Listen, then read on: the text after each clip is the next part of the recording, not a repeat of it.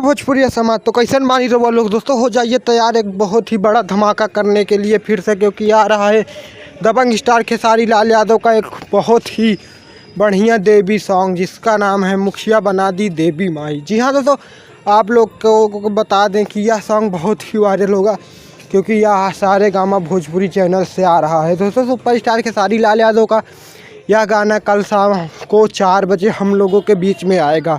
तो सुपरस्टार खेसारी लाल यादव के जितने भी फ़ैन हैं उनके इस गाने को बहुत सारा प्यार और आशीर्वाद दें।